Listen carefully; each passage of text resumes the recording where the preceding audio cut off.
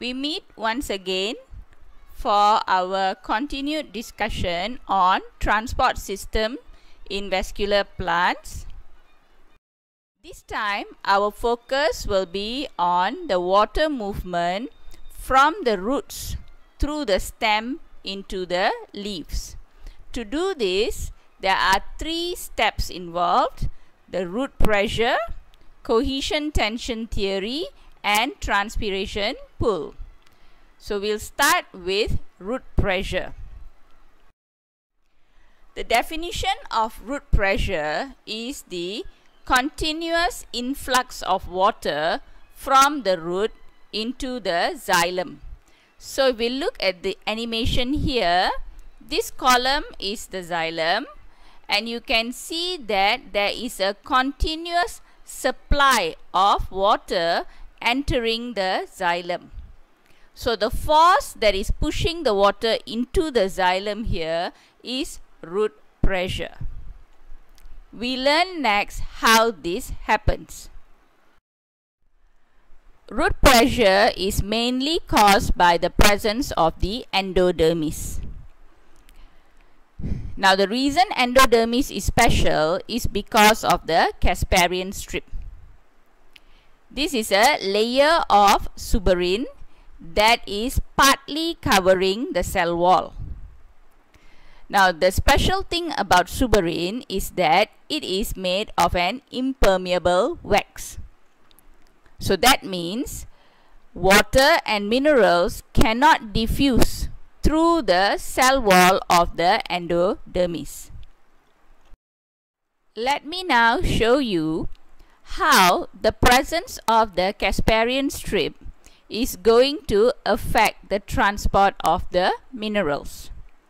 Now originally minerals prefer to travel through the apoplast pathway, that is through the cell wall, because it will not be blocked. But the presence of the Casparian strip prevents the minerals from continuing using the apoplast pathway. So now the minerals have no choice but to enter or reroute into the symplast pathway. So the minerals will have to cross the plasma membrane to enter into the endodermis cytoplasm. Now after this, what the endodermis will do is it will start to secrete these minerals actively into the xylem. So to do this, of course, the endodermis cells will have mitochondria that will generate ATP, and using that ATP, these minerals can be transported into the xylem. Because of the endodermis actively secreting these minerals into the xylem, we find that the minerals will begin to accumulate in the xylem. So once the minerals accumulate in the xylem area is considered to have low water potential.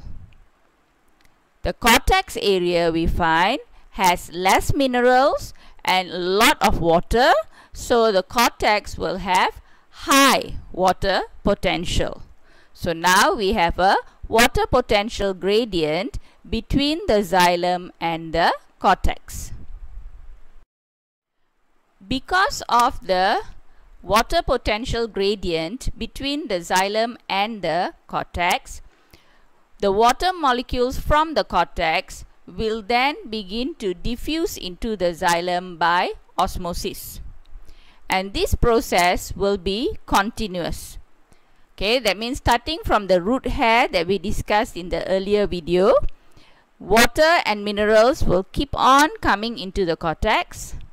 The endodermis will keep on pumping the minerals into the xylem, and the water molecules will keep on moving into the xylem.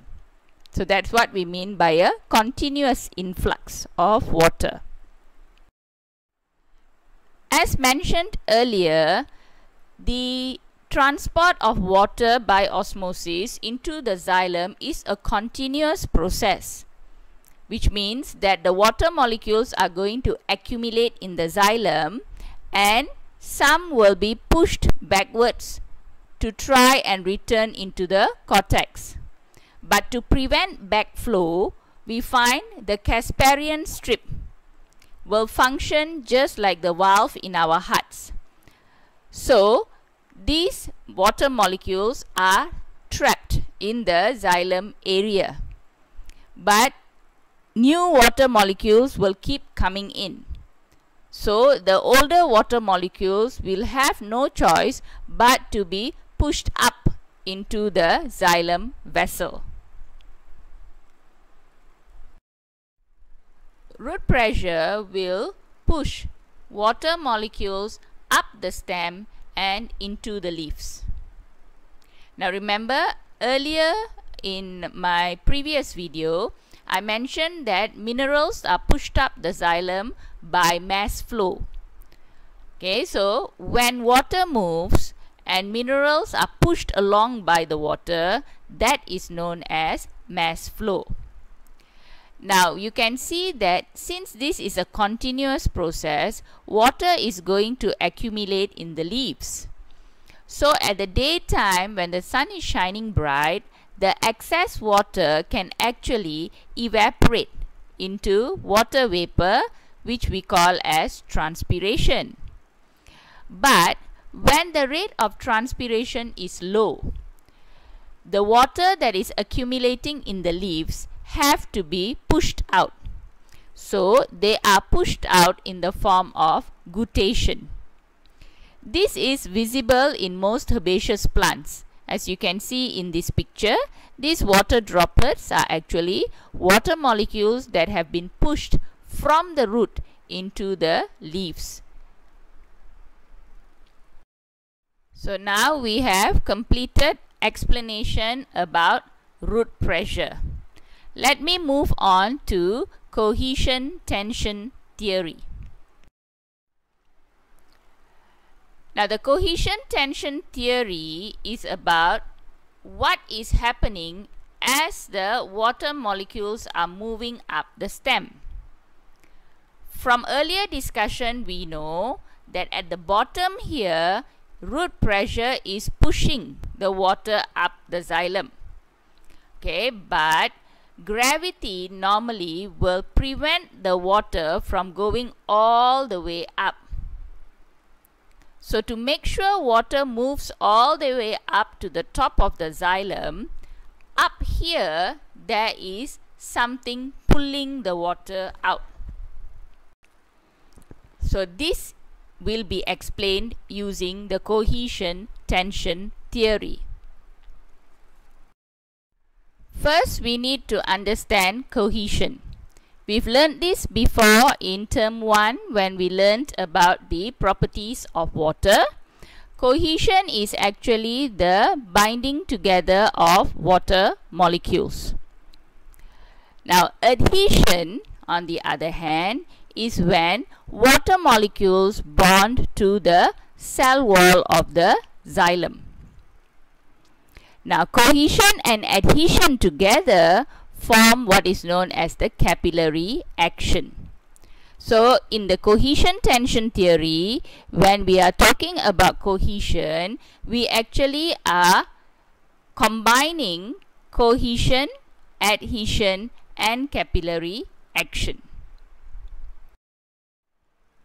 For capillary action to function efficiently, the xylem vessel has a special characteristic. That is, it is made up of narrow tubes. Now, since the tubes are narrow, the cohesion and adhesion forces are very strong and able to withstand tension.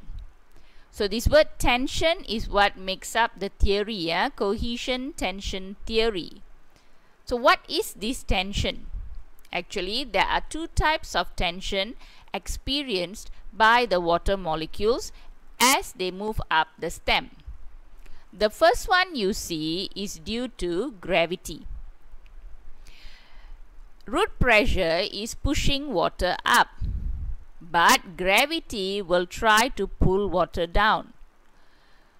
But since water has strong adhesion bonds, water molecules will attach to the narrow xylem vessels, preventing water from falling down. Now, at the same time, at the top here, there is another form of tension caused by transpiration. Transpiration is pulling the water out. Okay, but because water molecules have strong cohesion bonds, we find that as water moves up, it will keep pulling the next water together. So this way you see the water column is never broken. It's an unbroken water column that moves up the xylem vessel. So that is the cohesion tension theory. So far we have described how the root pressure pushes water from the root into the stem, how the cohesion tension theory explains water movement up the stem, and finally we move to describe how transpiration pull occurs in the leaf. Here is the cross section of a leaf. Over here are the mesophyll cells that are filled with water in their cytoplasm, and this here is the leaf xylem, which is also full of water due to root pressure and the cohesion tension theory. Now, for transpirational pull to occur, there must be sunlight because this process occurs in the daytime. And what happens is the mesophyll cells will absorb heat from the sun. And that heat will evaporate the water that is in the mesophyll cells to become vapor and fill the air space. So what has happened is the mesophyll cells now do not have enough water. So the cells will have lesser water potential. The water vapor that accumulates in the air space will diffuse down concentration gradient into the atmosphere via the stomata. So transpiration occurred. But we are learning to explain transpirational pull.